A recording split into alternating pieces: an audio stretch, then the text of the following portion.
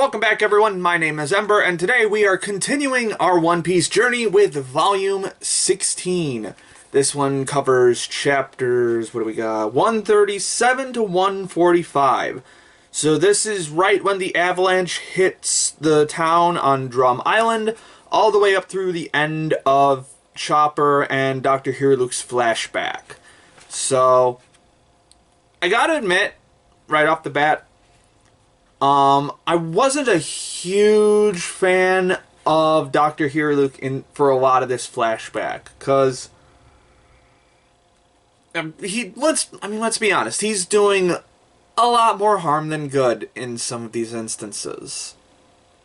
And it makes his, it makes him a lot harder to like than I think should have been the case.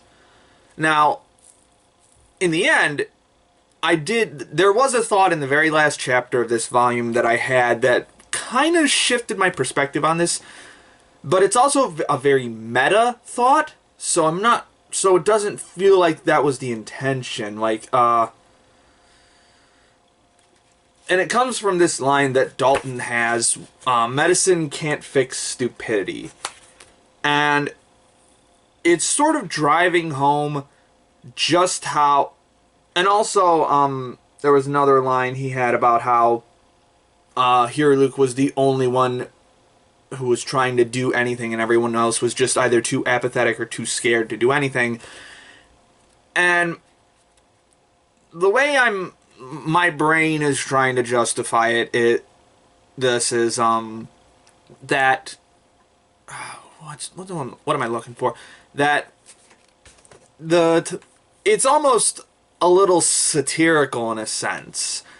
Like, the doctor is so obviously bad at his job and really doesn't help anyone. But at least he's doing something as opposed to nothing. So it definitely made him a bit hard to like early for most of the flashback, but he really rallies in the last couple chapters of this volume. And the way his interactions with Chopper I really liked as well. And we get more of that, like, I guess you could call it just kind of a toxic machismo kind of mindset almost, where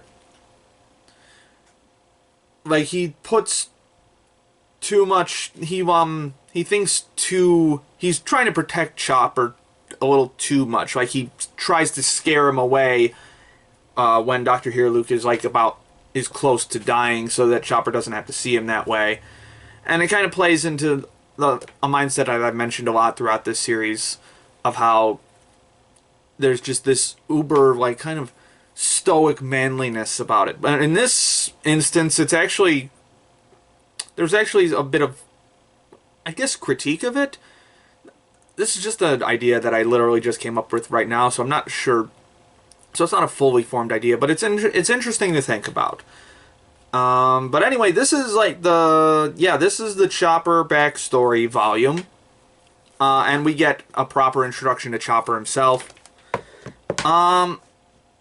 Much like Hiruluke, I wasn't super into him at first. The very skittish and is kind of just sort of yelled a lot. He seemed a little all over the place. But again, the backstory really solidified him as a character, of him as an outcast from humanity and from his own kind, the reindeer. Which, okay, so in the previous video, I pointed out that there was an aesthetic element where they compare Chopper and Dr. Kureha to Santa and a reindeer, and then they just go ahead and make a direct reference to Rudolph in this volume, with how he was considered a freak by all the other reindeer, so they wouldn't let him be with them. So that really took me off guard. I thought that was kind of fun. But yeah, there is definitely a strong... You really feel the strong bond between Chopper and Hiruluke as this goes on. And Chopper is just a a good little boy who should not have bad things happen to him. And here Luke goes out with a fucking bang. Just a really strong end to this flashback. And yeah, it is just very good.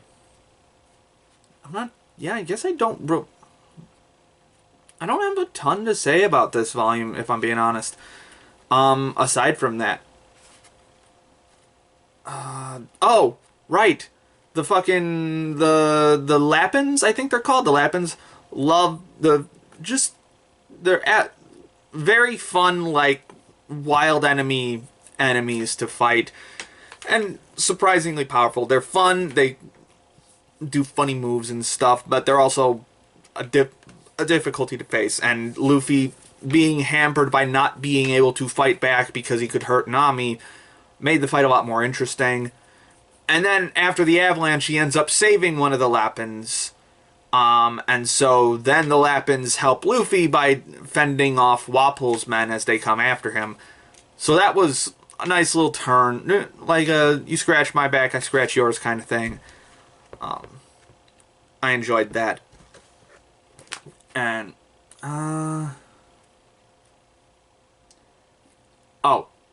I like that this is almost kind of it starts as a joke, but then it, like, turns into a serious moment. Like, right before we go into the flashback, Luffy is about to punch Wapol.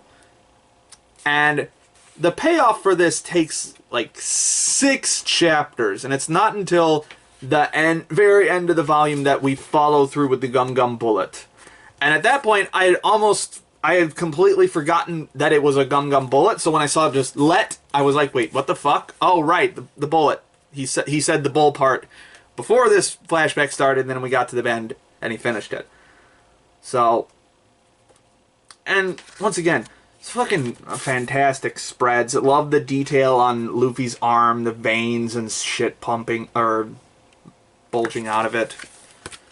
Just so much impact to everything. And I liked Dr. Kureha as the old wise witch that she is, but she still don't take shit from anyone.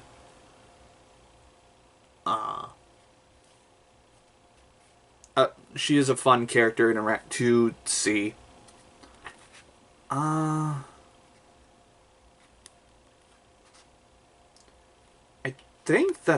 think that's all I have to say, really. Again, some really solid spreads. It's a fun little castle. It's nice to see Wapol finally start to get his comeuppance. Dalton's backstory is starting to come more into focus here. I think that's about it. Yeah, I'm struggling to come up with anything else to say. But this was a bit of a shakier chapter or a shakier volume than other ones that I've come across, but it ended solidly, so I'm gonna trust where it's going with it. I believe the drum arc ends in the next volume, sometime in the next volume, and then after that we're finally gonna get into Alabasta, which I think takes like fucking 7 volumes, so that's gonna be awesome to read. But until then, be sure to like and subscribe so you can stay up to date on all the content and stuff. And be sure to like and nope, I said that already. Be sure to leave a comment if you have anything you want to say. My name is Ember, and I'll see you next time.